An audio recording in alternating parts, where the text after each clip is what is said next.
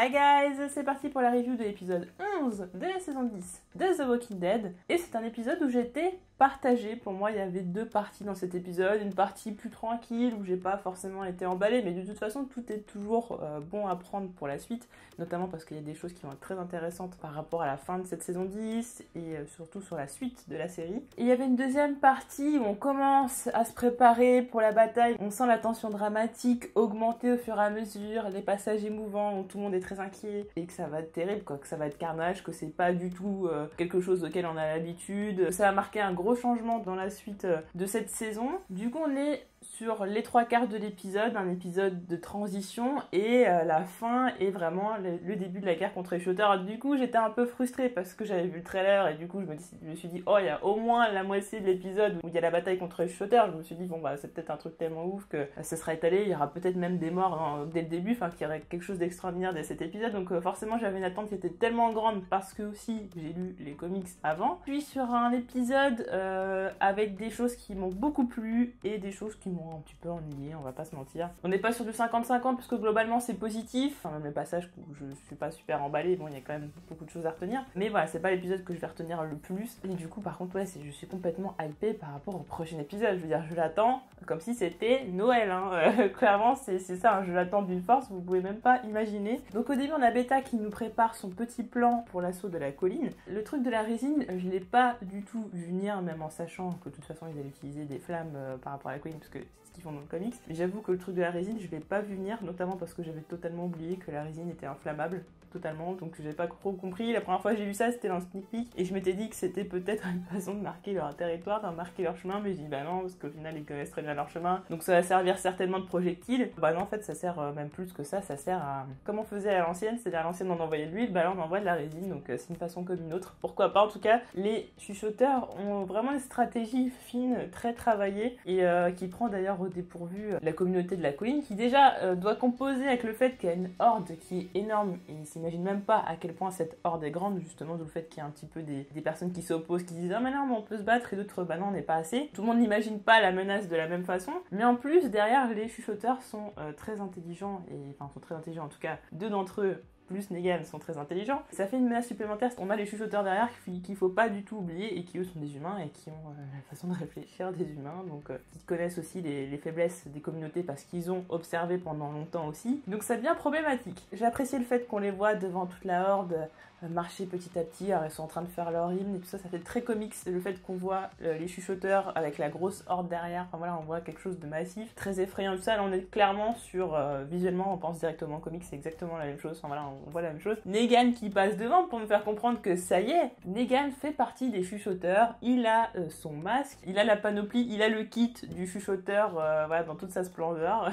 Donc c'est une façon de nous faire comprendre que la fin du monde marche vers les survivants, que la fin est proche, que la mort est proche. On a la mort qui avance petit à petit comme ça, qui est inéluctable, qui va de toute façon arriver quoi qu'il fasse. Plusieurs personnes arrivent à la colline, dont Gamma, donc je me doutais que ça allait pas forcément très très bien se passer parce que ancienne chuchoteuse, et puis en plus elle veut voir son neveu, et Earl a adopté son neveu, sachant que son fils est mort, sa femme est morte. C'était une façon un petit peu maintenant de reconstituer une famille. On voit que Alden et Earl sont très très proches, bon ça on l'avait compris, mais au point qu'Alden le considère comme son père. Du coup se pose la question, est-ce que c'est Earl qui va mourir? Est-ce que c'est Alden? Parce qu'en fait il y a tout un truc qui est intéressant, c'est que Gamma est totalement empêchée de voir son neveu. Je pense qu'on est en train de jouer sur le fait qu'elle pourrait essayer de tuer Alden ou Earl pour pouvoir voir son neveu. On pourrait très bien imaginer que c'est ça. Alors est-ce qu'ils vont vraiment faire en sorte que ce soit elle qui tue un des deux, voire les deux? Je pense pas, mais on pourrait être sur une espèce de quiproquo où effectivement l'un des deux meurt et on pourrait croire et d'autres personnes pourraient croire qu'il s'agit de Gamma parce qu'elle aurait fait ça tout simplement pour pouvoir voir son neveu. Enfin, je pense qu'on va jouer sur quelque chose autour de ça, vu le trailer du prochain épisode aussi. Je pense qu'on joue sur quelque chose comme ça, voilà, soit un quiproquo, soit vraiment elle tue l'un des deux, mais bon, ça serait dommage d'avoir fait une rédemption pour au final que elle se retrouve à revenir dans son état très très bizarre pour avoir ce qu'elle veut. Peut-être que c'est un personnage qui est schizophrène schizophrène. On pourrait être sur un personnage comme ça, ce qui pourrait être intéressant en fait, un personnage qui change de personnalité, d'où le fait que dans l'épisode d'avant, elle ait ce changement de regard d'une seconde à l'autre. Faire un personnage qui est schizophrène, je pense que ça pourrait être quelque chose d'intéressant et quelque chose de très imprévisible. Donc je sais pas, c'est peut-être quelque chose sur lequel jouer. En même temps, j'aime bien Gamma et j'aimerais bien qu'elle reste dans la série parce que j'aime bien l'actrice, j'aime bien ce qu'ils ont fait avec ce personnage. Du coup, j'ai quand même envie de la voir vraiment continuer dans la série. Puis en plus, j'ai envie de la voir se battre contre d'autres chuchoteurs, justement, qu'elle soit mise face à sa trahison. Alors bon, Beta, elle l'a déjà rencontré, mais je sais pas, qu'elle voit Alpha ou qu'elle voit d'autres chuchoteurs avec qui elle a vécu pendant longtemps. Ou peut-être même qu'elle retourne le cerveau de certains chuchoteurs qui étaient un petit peu dissidents. Je pense que ça pourrait être quelque chose d'intéressant. On va jouer sur ce truc qu'elle a pas pu voir son neveu parce que voilà, ça a été quand même un peu le fil conducteur du personnage qui était dans sa rédemption et tout ça, qui maintenant veut faire les choses bien avec son neveu parce qu'elle a tué sa mère qui était sa sœur. Donc je pense que c'est pas pour rien et que cette scène où Alden s'énerve, ça peut peut-être avancer le fait qu'il va mourir. Ou alors Earl, on parle beaucoup de Earl. Earl est vachement mis en avant. Alors Earl qui veut être absolument dans la confrontation, hein, lui il veut se battre de toute façon. Chaque fois qu'on l'a vu dans les derniers épisodes, à chaque fois c'était le mec qui était contre les chuchoteurs et tout ça, limite était en train d'alimenter la paranoïa ambiante parce que lui veut une confrontation. Et c'est là où justement tout le monde n'est pas forcément d'accord. Alors, déjà on a Lydia qui apporte la nouvelle qui est que la horde d'Alpha va arriver.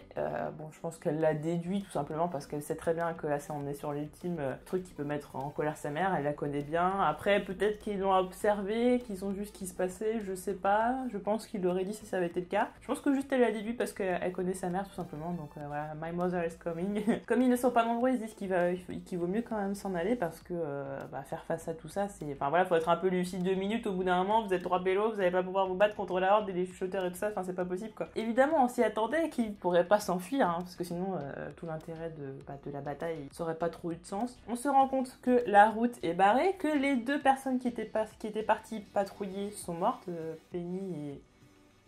Je sais plus parce qu'à chaque fois qu'ils envoient des personnages crevés, j'oublie leur nom, je sais même pas si on a vu leur tête avant ou pas, je sais pas, enfin c'est vraiment les mecs, ils ont pris $20 pour faire de figuration pendant 30 secondes. Ils ont pris les devants, ils ont barré la route. Le fait qu'ils aient barré la route, ça nous fait forcément penser à quelque chose qui s'est passé dans la saison 6 avec les Saviors. À la fin de saison 6, avec le fait que les Saviors barrent la route à chaque fois à Rick et les autres. Petit clin d'œil, Negan qui est du côté des chuchoteurs, connaît les routes pour les différentes communautés parce qu'il allait chercher son but, hein, notamment la colline, on connaît bien parce qu'il allait chercher très souvent la moitié des livres. Donc on est sur un Negan qui a aidé les chuchoteurs, en tout cas pour le moment, à mener à bien leur plan. Donc autant dire que pour l'instant, aller chercher Magna et Connie, ça va être un peu compliqué quoi. Enfin, je veux dire, ça va pas être possible. J'espère qu'elles vont sortir d'elles-mêmes de la grotte parce que s'il faut encore aller les sauver, ça va me gaver en fait. Bon, la grotte c'est mignon une fois, mais 2 fois je pense pas quoi. Je pense que ça va pas être possible. J'aimerais bien les voir sortir elles-mêmes de la grotte, sachant qu'il y aura plus les rôdeurs. Donc techniquement ce sera certainement plus facile. Bon, ça s'est écroulé d'un côté, mais je pense qu'elles peuvent refaire le sens inverse et puis pouvoir sortir de la grotte. Donc je pense qu'il y a cette possibilité là. Après, le temps qu'elles arrivent, faut vraiment qu'elles soient juste derrière la route de rôdeurs. Mais bon, il va quand même se passer, je suppose, plusieurs heures pendant cette bataille. Je pense qu'elles auraient le temps d'arriver et peut-être d'aider, d'être décisives. En tout cas, je m'attends à ce qu'il y ait quelque chose qui se passe pour que la donne change, en tout cas par rapport au prochain épisode. Mais bon, de toute façon, je parlerai de mes théories pour le prochain épisode à la fin de cette vidéo. C'est l'occasion aussi pour Carol d'être un peu dans son mea culpa, de faire profil bas. On est complètement sur une Carol qui est très discrète, qui est dans son coin. Donc on a enfin les retrouvailles entre Carol et Ezekiel. Il était temps qu'elle en ait un peu quelque chose à faire de lui, mais je veux dire, c'est un peu dommage d'attendre qu'elle soit reniée par tout le monde pour pouvoir se rapprocher d'Ezekiel. Enfin, je veux dire, c'est vraiment le mec, il a tellement un grand cœur et il l'aime tellement qu'il fait fi de tout ça, même si elle l'a ignoré pendant je ne sais combien de temps. Voilà, elle est mal et il est là pour elle, en tout cas, quoi qu'il arrive. Et ça, c'est quelque chose qui est important dans cet épisode. On est vraiment là-dedans, dans cette solidarité, dans le pardon, dans la paix, et tout ça. Ils veulent tous avoir quand même l'esprit quand même libéré avant de pouvoir combattre, parce que tout simplement, il y a pas mal de personnes qui risquent de mourir. Donc ouais, on se dit qu'il y a des interactions qui peuvent très bien être les dernières. Donc forcément, comment ne pas penser que Carol et Ezekiel pourraient être dans leur dernier moment intime, certainement lorsqu'ils se retrouvent, dernier ébat avant les au revoir. C'est vrai que le fait qu'Ezekiel soit mourant, on peut partir du principe qu'il pourrait essayer de faire un acte héroïque, parce que de toute façon il va crever. Je veux dire qu'il crève dans 3 semaines, 1 mois, 2 mois, 3 mois, ou qu'il crève tout de suite. Techniquement je pense que lui il est en train de se dire si ça peut être utile pour sauver les autres, c'est possible, mais quelque part c'est un peu trop prévisible, donc Je me pose la question par rapport à ça vraiment, est-ce que Ezekiel va mourir et tout ça? Est-ce qu'on va le remettre sur le devant de la scène? Parce qu'il y a vraiment plus beaucoup de gros personnages. Ezekiel, ça reste quand même un personnage qui était important en tout cas dans l'intrigue, dans le sens où c'était quand même le roi Ezekiel et tout ça, donc le faire mourir dans l'indifférence totale, enfin je veux dire, parmi d'autres lors d'une bataille. Je préférais qu'il le fasse mourir dans une intrigue qui ne le concerne que lui, par exemple, quelque chose comme ça, pas au milieu de, je sais pas, de random, entre guillemets, mais je sais pas, un ou deux personnages secondaires, un random, et puis lui, enfin, ça serait un peu dommage, quoi. J'aimerais bien qu'on le remette sur le devant de la scène, qu'on le fasse un peu moins canard, parce que le canard, ça va 2 minutes aussi. Puis j'ai bien aimé la discussion entre Daryl et lui, et notamment quand Daryl fait ça va? Il fait ouais, bah j'ai un cancer, sinon ça va. Tranquillou. Et ce qu'il voulait dire, de toute façon, on s'en fout parce qu'on va certainement crever ce soir, ou est-ce qu'on s'en fout parce que personne n'a remarqué, de toute façon, on n'en a rien à faire. Je porte un gros foulard depuis 30 000 ans, tout le monde s'en fiche, je sais pas. Mais je pense que c'est par rapport au fait que de toute façon, il y a plus important que sa propre personne, entre guillemets. Et encore une fois, petit truc qui peut nous faire croire qu'Ezekiel va mourir, c'est le fait que Daryl dise si l'un de nous deux tombe, il faut que l'autre aille s'occuper des enfants. Et ils sont beaucoup en train de teaser qu'Ezekiel va mourir pour qu'il meure vraiment en fait. À voir. Enfin, de toute façon, il va mourir. On va parler d'un passage qui intéresse particulièrement les lecteurs du comics. C'est ce qui se passe par rapport à la radio, Eugène et Stéphanie. Eugène qui est donc de plus en plus proche de Stéphanie, au point qu'il y ait de l'ambiguïté et qu'il commence à avoir un début de relation amoureuse, enfin, ça flirte un petit peu et tout ça. Ça parle de choses personnelles. Donc ils finissent par parler du satellite. Directement la remarque que je me suis faite, c'est forcément si elle a vu le satellite, c'est qu'elle est pas si loin que ça. On est passé d'une relation à distance avec assez peu de chance peut-être de se rencontrer à finalement on n'est plus si loin et on peut éventuellement se rencontrer, mais c'est pas facile parce que du côté de Stéphanie, elle sait que son peuple est très méfiant et tout ça, donc donner des informations sur la localisation de sa communauté, c'est compliqué, voire pas possible pour le moment. Et Eugène doit aussi faire attention parce qu'ils sont quand même tombés très très souvent sur des communautés très compliquées, enfin en tout cas sur des leaders un peu cinglés. Qu'est-ce qu'il dit pas? Que cette communauté est finalement malveillante, que Stéphanie joue totalement avec lui. Après on peut pas faire 36 fois les trahisons, est-ce que c'est un espion, est-ce que c'est une espionne, etc. Au bout d'un moment, c'est plus possible, on s'y retrouve plus, donc voilà. Mais donc, il a bien fallu trouver une façon de pouvoir se rencontrer. Et quand Eugène dit, tu te mets quelque part où je ne peux pas te voir, comme ça, tu me vois. Et si ça te plaît pas, si tu trouves que je suis une menace ou quoi que ce soit, tu repars. Et puis comme ça, tu prends aucun risque. Je trouve que c'est une alternative qui est très intelligente et en même temps, c'est très risqué pour lui. Donc, on nous introduit une nouvelle communauté qui va de toute façon être visible dans la série parce que c'est quelque chose, on aurait pu se dire, c'est une intrigue qu'on va garder de côté, qu'on pourrait développer dans un spin-off, etc. On a la confirmation à 100%, même si de toute façon on s'en doutait fortement, qu'on verra cette fameuse communauté dans la série et que ça va pas tarder parce que les choses s'accélère, notamment elle donne rendez-vous dans 1 semaine. Donc admettons que Eugène survive dans 1 semaine, je ne sais pas en combien d'épisodes ça fera, mais je suppose que ce sera de toute façon d'ici la fin de la saison, où on en saura un petit peu plus. Donc introduction de cette nouvelle communauté avant la fin de la saison 10, semblerait-il. Ce qui fait avancer beaucoup les choses. Ça va être l'occasion pour Eugène de passer à autre chose, puisque ça y est, maintenant il a oublié Rosita. Alors cette fameuse scène du bisou, bon encore une fois c'est quelque chose qu'on nous a mis dans le trailer, alors que ça se passe pas, bon voilà, enfin ça se passe pas, c'est pas que ça se passe pas, ça se passe mais il n'y a pas vraiment de bisous, donc voilà, en fait on a spéculé sur un truc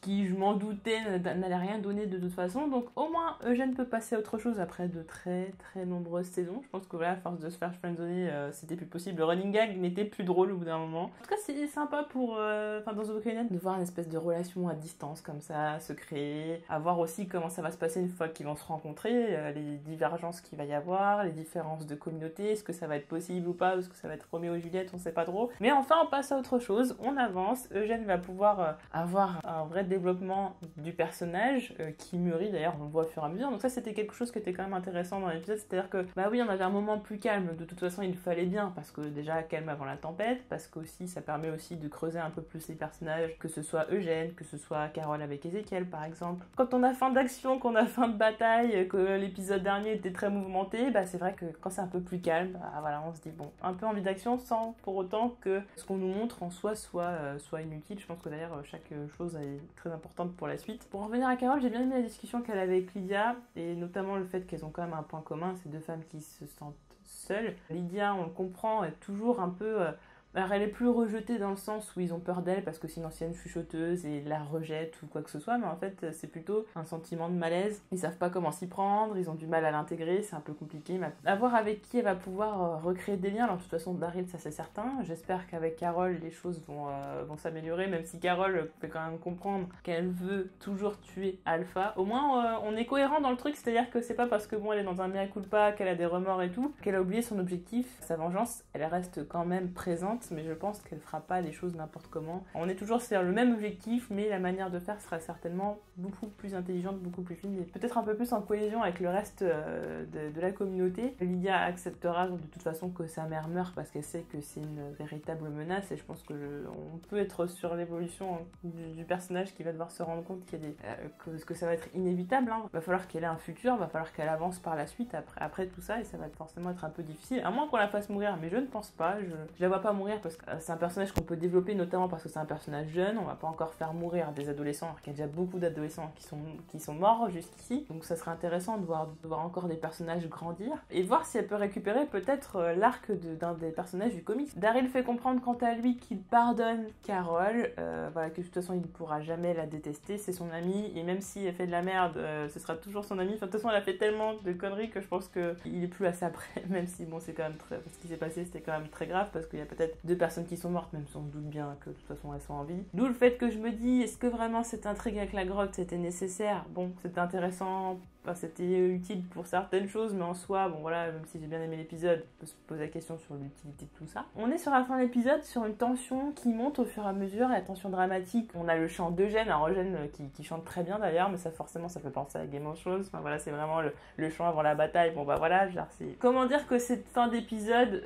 fait forcément penser à l'épisode 3 de la saison 8 de Game of Thrones. Enfin, de toute façon c'était sûr, enfin voilà, quand j'ai vu le trailer déjà ça faisait penser à ça, mais là clairement on est sur quasiment la même chose, sur plein de points. Du coup on a les personnages qui se préparent, qui mettent leurs armures. On a Ezekiel qui donne l'armure de Henry à Lydia, ça c'est une espèce de passage de flambeau. Gamma en revanche n'a pas d'armure, mais on la prépare pour le combat. On a quand même 2 anciennes chuchoteuses qui vont prendre part au combat, qui vont tuer des personnes qui étaient les leurs auparavant. Comment on va pouvoir utiliser ces personnes-là pour pouvoir prendre l'ascendant sur les shooters qui de toute façon pour l'instant ont l'ascendant parce qu'ils sont préparés, parce qu'ils ont une énorme horde, que la communauté de la colline n'a pas eu le temps spécialement de se préparer parce qu'en plus ils avaient prévu de fuir, et qu'ils sont tout seuls, donc en termes de préparation c'est très compliqué. Donc là je pense qu'ils peuvent tirer leur épingle du jeu en utilisant les 2 chuchoteuses et en essayant d'anticiper les prochains actes des chuchoteurs. Ça pourrait être intéressant. Du côté de Negan, c'est quelque chose auquel je m'attendais, c'est qu'on joue encore sur l'ambiguïté de Negan. Est-ce qu'il est du côté des chuchoteurs? Est-ce qu'il est du côté des communautés? Bon, on a fait un peu la même chose avec Eugène. Oui, ça joue le jeu, mais en même temps, on sait pas trop. Je pars du principe qu'il est du côté des gentils. Ce qu'il a l'air quand même de corroborer tout ça, c'est le fait qu'il propose à Alpha de leur demander la reddition, tout simplement, de rejoindre le groupe, c'est-à-dire de les épargner plutôt que les tuer, de ployer le genou. Enfin voilà, encore un truc qui fait penser à Game of Thrones. De tout simplement se soumettre à Alpha plutôt que de mourir et d'avoir une bataille très sanglante et tout ça. Et Alpha qui fait comprendre que oui, elle veut bien qu'ils rejoignent le camp, mais ce sera plutôt du côté des morts en fait. C'est une façon un petit peu subtile de jouer un peu sur les mots, très clairement. Et Negan qui fait croire que waouh, qu'est-ce qu'elle est badass, qu'est-ce que c'est impressionnant, dis donc, elle est cruelle, sans pitié, elle m'impressionne. C'est pas une relation amoureuse parce que c'est shooters et les shooters n'ont pas de relation amoureuse, mais c'est avec Beta la personne la plus proche d'elle. Quand il dit qu'il donne un conseil, il fait croire que c'est pour elle, mais au final ça reste quand même pour aider les communautés, pour essayer d'agir de son côté à lui. Et Negan qui va observer tout ce qui se passe, toute cette bataille, voir certainement des gens mourir et tout, ça va être très compliqué. Negan qui en plus a pris part au sabotage des routes. Je reste sur mon idée de non, Negan est avec les communautés quoi qu'il arrive. Après le chant d'Eugène, on a la musique qui monte en intensité, on a les personnages qui rendent un petit peu hommage aux morts, parce qu'on a pas mal de morts qui sont enterrés, et puis on a les tableaux notamment avec Glenn, Herschel, Bess, tout un tas de personnages. Donc on est sur ce souvenir il y a beaucoup de personnages personnes qui sont mortes. Et d'un côté, on n'a pas envie de les rejoindre non plus parce que voilà. Et surtout, il y a le fait de se battre pour quelque chose qui est le futur, c'est-à-dire que la colline ne s'est pas construite en un jour, entre guillemets. Il faut protéger tout ça parce que ce sera pas, ils pourront pas retrouver ça quand même très facilement. C'est vraiment, ils ont le confort, ils avaient jusqu'ici du moins la sécurité. Et protéger ça, c'est aussi protéger l'avenir, protéger les enfants, etc. Comme le fait un peu comprendre Alden. C'est aussi protéger une idéologie, en fait, tout simplement, une façon de vivre la future civilisation. Donc l'enjeu est quand même plus important que juste protéger un endroit, protéger des gens. C'est toute une philosophie qui protège aussi, donc toute une façon de vivre. L'enjeu est quand même énorme. On a cette musique qui monte en intensité comme ça, on voit les personnages se préparer, on voit les personnages enfin sur le terrain. Juste avant, on a les rats là qui annoncent l'arrivée des rôdeurs. Ça, j'ai bien aimé, ça fait vraiment un peu comme quand on annonce les catastrophes naturelles. On a souvent les oiseaux, les rats, etc. Beaucoup d'animaux qui s'enfuient parce que y a une catastrophe naturelle. Là, on est sur la catastrophe pour la communauté de la colline. On est sur la plus grosse catastrophe à l'heure actuelle qui peut arriver. C'est ça, c'est une horde de rôdeurs énorme et dévastatrice qui arrive sur eux alors qu'ils n'ont pas possibilité de demander de l'aide à qui que ce soit. D'ailleurs, Judith essaye d'appeler sa mère, déjà pour savoir si elle va bien, mais surtout pour la prévenir de ce qui se passe. Michonne ne répond pas, donc je suppose que ce qui se passe dans l'épisode dans lequel Michonne va partir, en termes de timing, ça se passera soit un tout petit peu avant la bataille, soit peut-être en même temps, enfin je sais pas, en tout cas, le fait qu'elle réponde pas à Judith veut dire qu'en termes de timing, ça coïncide de façon assez proche. Donc on se retrouve devant l'épisode de Game of Thrones, avec tout le monde, avec les boucliers devant, avec Daryl qui arrive avec son truc, en plus ça fait très médiéval et tout, son espèce de boulet, je sais plus comment on appelle ça là. Et ils ont prévu aussi leur petit plan, c'est-à-dire qu'ils ont prévu une petite barrière électrique. Alors ça comme je disais dans la vidéo réaction, ça me fait penser à Rick et Michonne avec leur voiture quand ils avaient le fil et que ça découpait les rôdeurs. Je me doutais bien que la petite barrière électrique, elle allait pas durer longtemps. Enfin, je veux dire, il y a 2-3 rôdeurs qui sont découpés. J'ai pas trop compris l'intérêt à part de montrer quelque chose de nouveau. J'ai pas vu en quoi c'était pertinent en termes de défense, tout simplement. C'est pas suffisant. J'étais partie du principe que c'était pour ralentir les rôdeurs, mais je me suis dit, s'ils les ralentissent, il y a derrière une autre stratégie pour ils ralentissent pour peut-être les impacter comme ça et pouvoir, je sais pas, les brûler, les faire exploser, je sais pas, enfin n'importe quoi, mais non, en fait non. Ils ont prévu aussi tout un tas d'une espèce de haie de ronces qui permet de les retenir encore une fois, et puis cette fois par contre ils peuvent vraiment tout simplement les éliminer, mais on se dit mais la horde est tellement grande que c'est pas possible. Je veux dire, à ce nombre de personnes là, comment ils peuvent penser que c'est pas possible? Il leur faudrait déjà des heures et puis ils seraient épuisés et puis ce serait pas possible. Enfin, de toute façon il y a les chuchoteurs derrière, donc techniquement le combat semble perdu d'avance, et plus on avance justement dans cette bataille, et plus ça commence à être catastrophique. Enfin, très clairement on a déjà ça, puis après on a les chuchoteurs qui enflamment la résine, et ça pour le coup la résine et tout, j'ai trouvé ça, comme je disais tout à l'heure, je trouvais ça vraiment intéressant. Même la manière dont c'est filmé, ils sont vraiment à l'arrière, hein, en renfort des rôdeurs entre guillemets, ils tiennent tous leurs élastiques et tout, ils ont tous leurs trucs de résine. Alpha qui fait partie intégrante, hein, qui participe complètement à l'attaque de l'assaut, hein, elle a son arc enflammé et tout ça, puis c'est Negan qui observe tout ça. On est sur quelque chose de maîtriser, de coordonner. Ils savent que les rôdeurs, hop, ils vont continuer à aller là-bas. Ils savent qu'ensuite, une fois que les rôdeurs butent, hop, on envoie la résine pour enflammer tout ça. On envoie ensuite les flèches enflammées. Et puis, pour éviter que la communauté puisse battre en retraite, en plus, on enflamme tout le rempart. C'est-à-dire que là, ils se retrouvent quasiment encerclés. C'est-à-dire qu'on a les rôdeurs devant, on a le rempart complètement enflammé. Première question qui se pose, c'est comment on va faire pour évacuer les enfants, quoi. C'est un petit peu compliqué. Il y a forcément une sortie secrète à l'arrière, je sais pas. Ça va être difficile de rentrer comme ça à la colline, et ça semble très mal engagé. Donc ouais, forcément on a hypé pour le prochain épisode, forcément on attend de malade le prochain épisode, parce que comment ils vont se sortir de cette situation, qui va se sortir de cette situation. Ouais, le trailer du prochain épisode laisse penser que ça va être catastrophique, que ça va vraiment être le dawa pas possible, quoi, ça c'est clair. J'ai bien aimé aussi le passage où Kelly ressent les vibrations.